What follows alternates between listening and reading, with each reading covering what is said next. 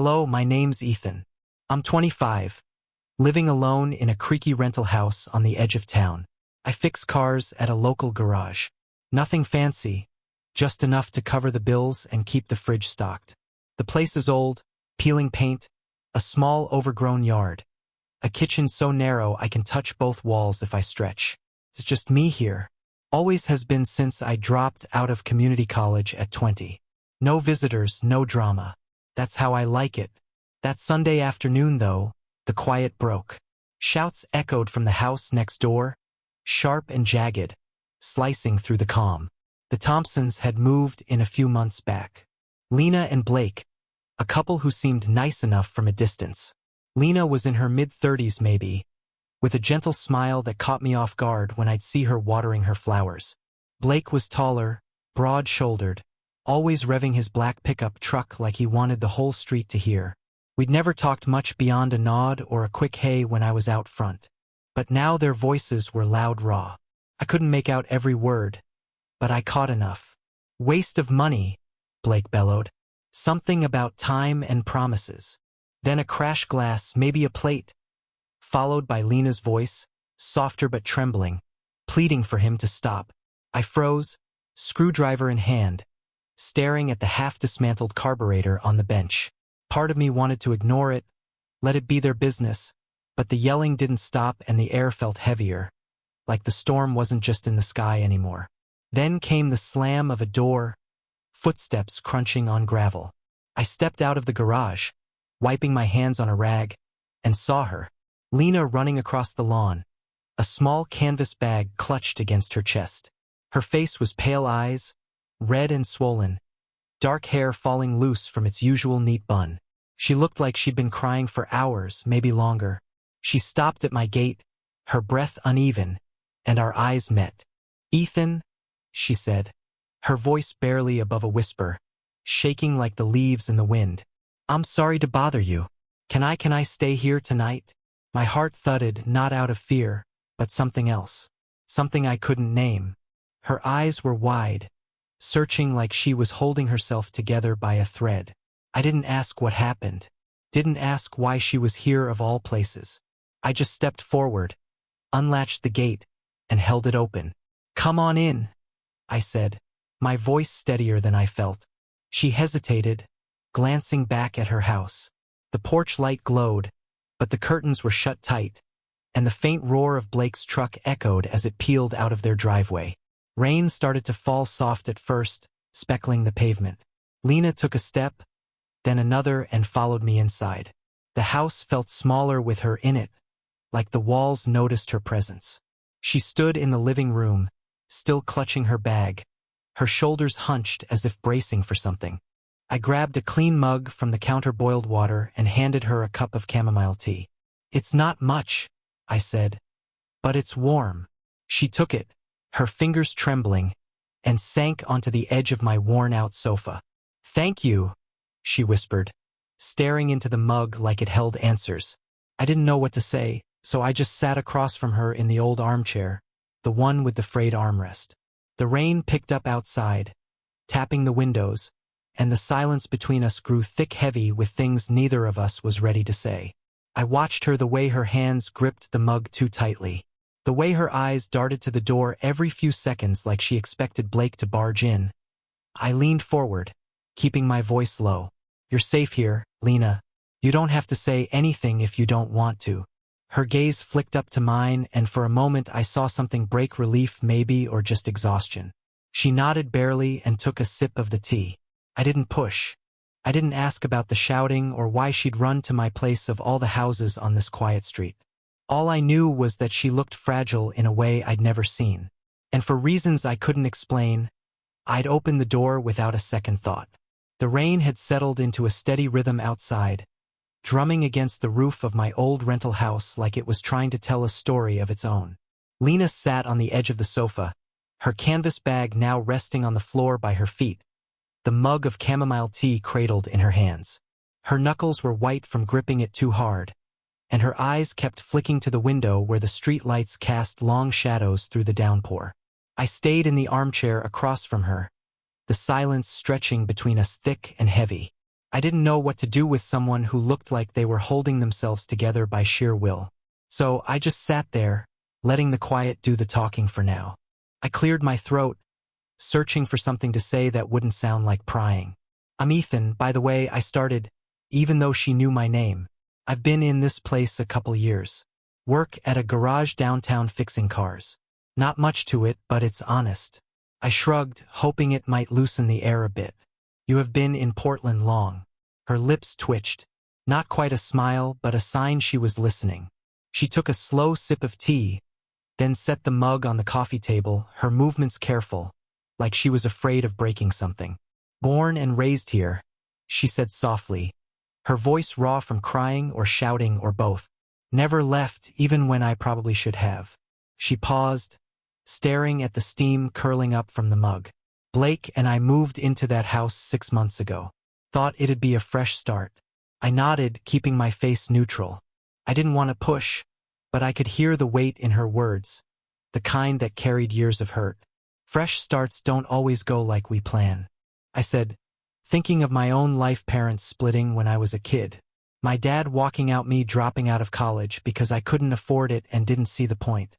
I'd come to this house to escape, too, in my own way. Lena looked at me, then her hazel eyes catching the dim light from the lamp. They were tired but sharp, like she was seeing me for the first time. "He didn't hit me," she said suddenly, her voice firm like she needed to make that clear. "Blake, I mean, he's not like that, but it's like living with a stranger now. It started with little fights, money, work, stupid stuff. Now it's every day, and I don't even know who he is anymore."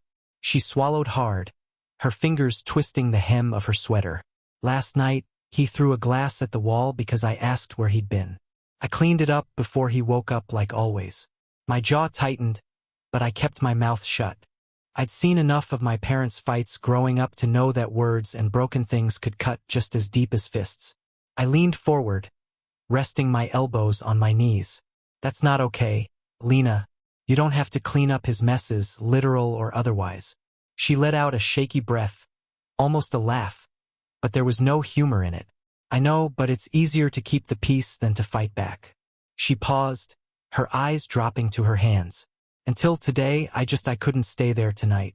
You don't have to explain," I said, my voice low but steady. "This place isn't much, but it's safe. You can stay as long as you need." I meant it, even if I didn't fully understand why.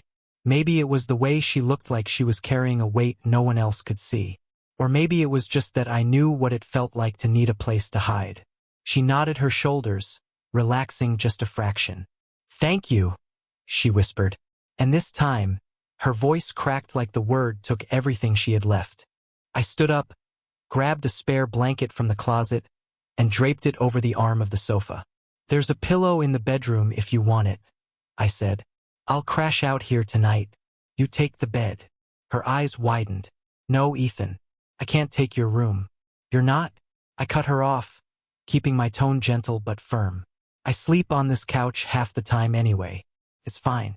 I gave her a small smile, hoping it would ease her guilt. She hesitated, then nodded, pulling the blanket closer.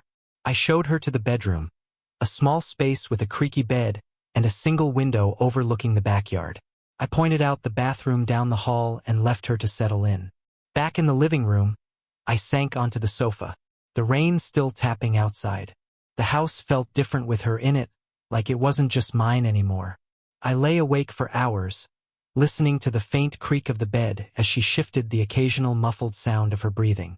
At one point, deep in the night, I thought I heard her crying again, soft and stifled, like she didn't want anyone to know. I stayed put, staring at the ceiling, wondering what kind of man could make someone like her feel so small. Morning came slow, the rain replaced by a pale gray light filtering through the curtains. I got up, brewed coffee, and started toasting some bread, trying to keep things normal. The bedroom door opened, and Lena stepped out, her hair tied back, still wearing my oversized sweater. Her face was pale eyes, red but dry now. She looked at the coffee pot, then at me, and managed a small, tired smile. "I made a mess of your morning, didn't I?" she said, her voice soft but steadier than last night. "Nah," I said, sliding a mug toward her. You made it interesting. I gestured to the toast. Eat something. It's not gourmet, but it's food. She laughed just a little, and it was the first real sound of warmth I'd heard from her. Thanks, Ethan, she said, sitting at the small kitchen table for everything. And in that moment, with the smell of coffee filling the air and her sitting there like she belonged, I realized my quiet little house didn't feel so empty anymore. The morning light filtered through the kitchen window, pale and soft, painting the old linoleum floor in shades of gray. The smell of coffee and slightly burnt toast hung in the air, mingling with the faint dampness from last night's rain. Lena sat at my small kitchen table, her hands wrapped around the mug I'd given her, my oversized sweater swallowing her frame. Her hair was pulled back in a loose ponytail strands, falling free, and without makeup, her face looked raw, unguarded, but somehow steadier than the night before. I leaned against the counter, sipping my own coffee, trying to act like this was just another morning, even though it felt anything but. You didn't have to do all this, Lena said, nodding at the plate of toast and the jar of strawberry jam I dug out from the back of the pantry. Her voice was quiet, but there was a warmth in it, like she was trying to find her footing again. I shrugged, spreading jam on a slice for myself. It's just toast. Not exactly a five-star breakfast. I slid the plate closer to her. Eat something. You look like you could use it. She gave a small smile, the kind that didn't quite reach her eyes, but felt genuine enough. You're not wrong, she said, picking up a piece and taking a tentative bite. We ate in silence for a bit. The only sounds the clink of mugs and the distant hum of a lawn mower down the street. It wasn't awkward, though, just comfortable like we'd done this 100 times. I didn't know why that surprised me, but it did. After a while, I broke the quiet. So, you sticking around today, or? I let the question hang, not wanting to push, but needing to know where things stood. She'd shown up at my door last night, running from a fight I still didn't fully understand. And I wasn't sure if she was planning to go back, or if this was something else entirely. Lena set her toast down her fingers, brushing the edge of the plate. I don't know. She admitted, her voice low. I called my sister in Salem last night. She's worried, wants me to come stay with her for a while. But I'm not ready to decide anything yet. She looked up at me, her hazel eyes catching the morning light. Is it okay if I stay one more night? I'll figure things out tomorrow. Promise. Stay as long as you need, I said without hesitation. No pressure. I meant it. This house wasn't much, but it was a place to breathe, and she looked like she needed that more than anything. She nodded her shoulders, relaxing a fraction. Thanks, Ethan. You're kinder than I expected. She laughed softly, almost to herself. I mean, we've barely talked before this. Just waves across the yard, right? Yeah, I said, grinning a little. You're the one with the perfect roses. I'm just the guy with the half-dead lawn. That got a real laugh out of her, short but bright, and it felt like a small victory. After breakfast, I suggested we get some air. The backyard was a mess. Overgrown weeds, a sagging fence, but it was private, tucked behind a row of pine trees. I handed her a pair of old gardening gloves and a trowel. No pressure, but if you want something to do, I could use a hand out here. Been meaning to tame this jungle. Lena raised an eyebrow, but she took the gloves. You're putting me to work already, she teased, slipping them on. Fine, but only because I owe you for the toast. We spent the next hour pulling weeds and trimming back the worst of the overgrowth. She worked with a quiet focus, her hands steady as she yanked out dandelions and tossed them into a pile. I caught her glancing at my vegetable patch, a sad little square of tomatoes and basil I'd tried to keep alive. You garden? She asked, sounding surprised. Trying to, I said, wiping sweat from my forehead. Not exactly a green thumb, but I figure it's cheaper than buying herbs at the store. She smiled, kneeling to inspect a wilting basil plant. My mom used to have a garden like this, she said, her voice softening.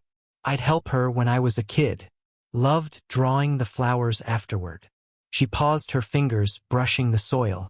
Blake always said drawing was a waste of time. Said I should focus on real work. I stopped digging, looking over at her. That's, I said bluntly. You're good at something, you do it. Doesn't matter what anyone else thinks. I pulled out my phone and showed her a photo of a sketch I'd seen her post online. Once a pencil drawing of a rose, delicate and precise. Saw this a while back. It's good, Lena. Really good. Her cheeks flushed and she looked away, embarrassed but pleased. I haven't drawn in months, she said quietly. Maybe I should again. You should, I said, and left it at that. We kept working, the sun climbing higher, the air warming with the scent of earth and pine. Felt good moving together like that. No need for big words or explanations. By the time we finished, the yard looked less like a wilderness, and Lena's face had a bit more color, her eyes less haunted. That afternoon, she got a call from her sister. I could hear the worry in the muffled voice through the phone, though I didn't catch the words. Lena stepped onto the porch to talk, her voice low but steady. When she came back inside, she looked conflicted. She wants me to come to Salem tonight, she said. Says, I need to get away from Blake for good. I nodded, leaning against the counter. Sounds like she cares about you. You going to go? Lena sighed, running a hand through her hair. Maybe tomorrow. I need one more night to think. She looked at me, her expression softer now. Is that okay? Like I said, stay as long as you need. I gestured to the living room. Want to watch something? I've got a stack of old DVDs. Nothing fancy, but they're better than staring at the walls. She smiled, a real one this time, and nodded. We ended up on the sofa watching some cheesy 8s movie about time travel. Halfway through, she leaned her head against my shoulder. Not heavy, just enough to feel like she was letting her guard down. This is nice, she murmured, her voice barely audible over the movie soundtrack. I haven't felt calm like this in a long time. I didn't say anything, just let her stay there. Her warmth, a quiet presence against me. The house with its creaky floors and chipped paint felt fuller than it ever had.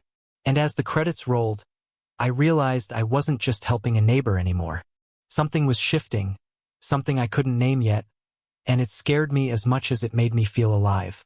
The evening settled over Portland with a quiet heaviness, the kind that comes after a day of rain, when the air feels clean but charged like it's waiting for something to happen. I was out on the front porch screwing in a new bulb for the flickering light, the old one having finally given out. Lena was inside washing dishes from our dinner leftover pizza we'd heated up in my ancient oven. The house smelled of pepperoni and the faint lavender of her shampoo, a strange mix that made the place feel more like a home than it had in years. I was tightening the bulb when the roar of an engine cut through the stillness, loud and unmistakable. Blake's black pickup truck screeched to a stop at the curb, its headlights slicing across my yard like a warning. I straightened my heart, kicking up a notch, and set the screwdriver down on the porch railing. The truck door slammed and Blake stormed up the walkway, his boots heavy on the gravel. His face was flushed eyes, bloodshot, the smell of whiskey hitting me before he even reached the gate. "Lena!" he shouted, his voice rough and slurred. "Get out here. You think you can just hide with this guy?" He jabbed a finger toward me, his other hand clenched into a fist. I stepped forward, positioning myself between him and the front door. "She's not going anywhere, Blake," I said, keeping my voice steady but firm. "You need to leave." He laughed a harsh, bitter sound and took a step closer. Close enough that I could see the stubble on his jaw and the way his hand shook with barely contained rage. "You hero now, huh? Some punk kid playing house." He slammed his fist against the gate, the metal rattling. "Lena, you're my wife. Get out here before I break this damn door down." The screen door creaked behind me and I glanced back to see Lena standing there, her face pale but her eyes sharp with something new resolve maybe. Her hands were trembling, clutching the edge of my sweater. But she didn't look away from Blake. "I'm not going back," she said, her voice quiet but unwavering. "Not tonight. Not ever." Blake's face twisted and he lunged toward the gate, grabbing the latch like he was going to tear it off. "You don't get to decide that," he roared. "You think you can just walk away after everything I've done for you?" I moved to block him, my pulse hammering in my ears. "Back off, Blake," I said louder now, my hands up, but ready to push back if he tried anything. "You're not coming in here. Not like this," he sneered, stepping closer, his breath hot and sour. "What's your deal, man? You think you're saving her? She's just using you to piss me off." He turned his glare to Lena. Lena, tell him how you always come crawling back." Lena's breath hitched, but she stepped forward, standing just behind me. "I'm done crawling," she said, her voice breaking, but strong. "You broke things, Blake.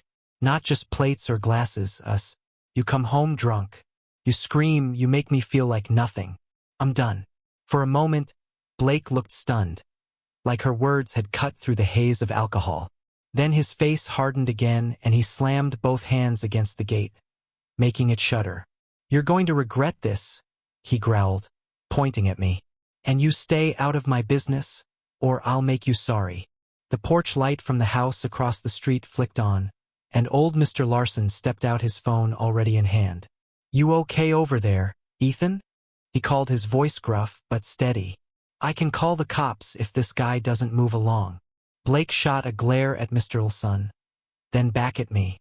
He opened his mouth to say something else, but the sound of another neighbor's door opening seemed to snap him out of it. He cursed under his breath, stomped back to his truck, and punched the hood hard enough to dent it before climbing in. The engine roared as he sped off, tires screeching into the night.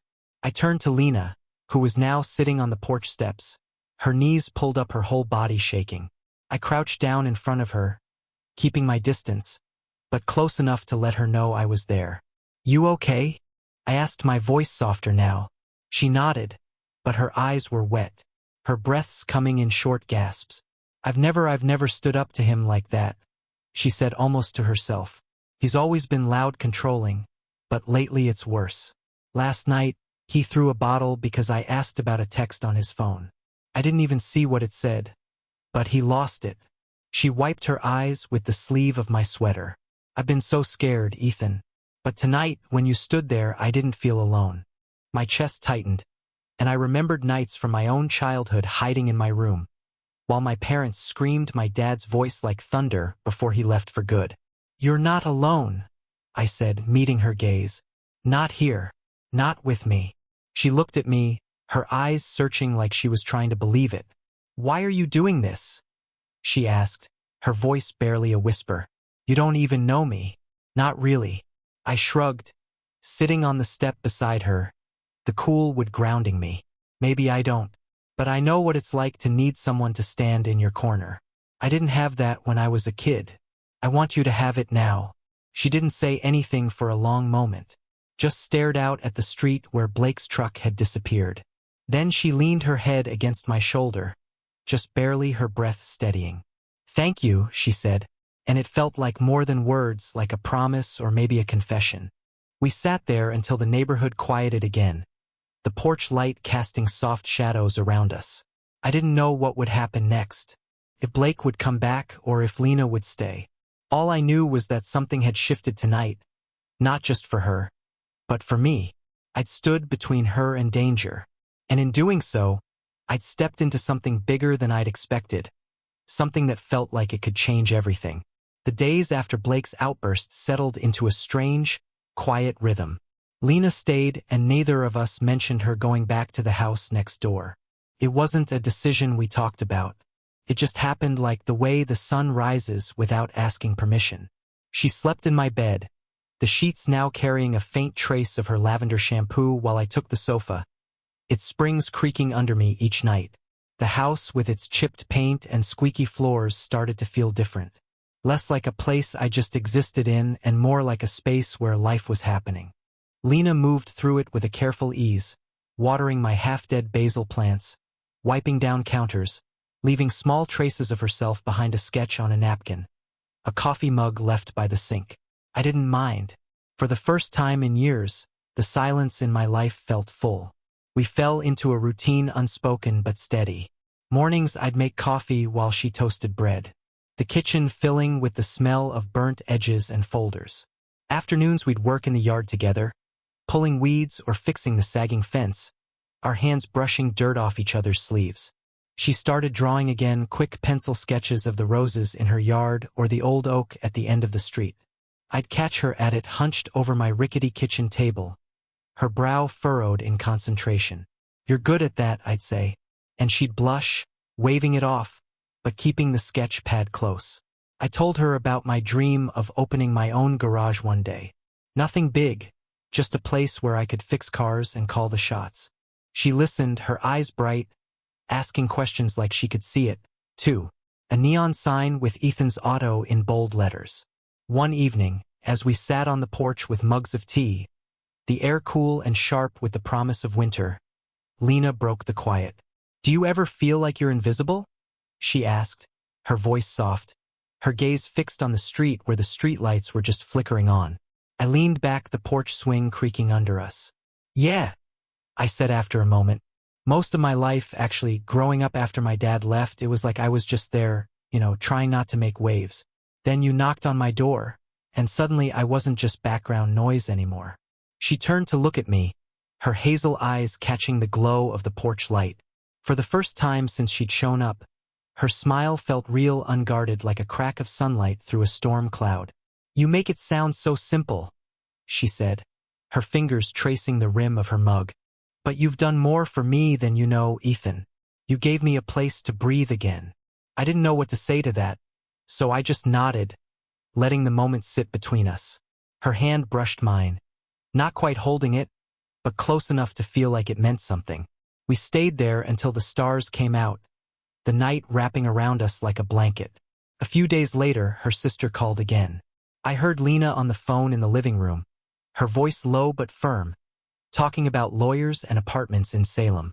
When she hung up, she looked at me, her expression a mix of determination and something softer like gratitude. "I'm going to stay with my sister for a while," she said, sitting across from me at the kitchen table. "She's helping me figure out the divorce. I need to start over, Ethan. Really start over." I nodded, my throat tight. I'd known this was coming, but it still hit like a punch. "You'll be okay," I said, more to myself than to her. "You're stronger than you think." She smiled, a little sad. "But sure, I'm starting to believe that because of you." The next morning, I woke to the sound of her moving in the bedroom. I found her sitting on the edge of the bed, a small suitcase packed by her feet, her canvas bag from that first night slung over her shoulder. She was wearing her own clothes now, a simple sweater and jeans, but her hair was still loose, framing her face in soft waves. "I'm heading out soon," she said, her voice steady but quiet. "My sister's picking me up in an hour." I leaned against the doorframe, hands in my pockets. "You got everything you need?" She nodded, then stood crossing the room to stand in front of me. "I think so." She paused, her eyes searching mine.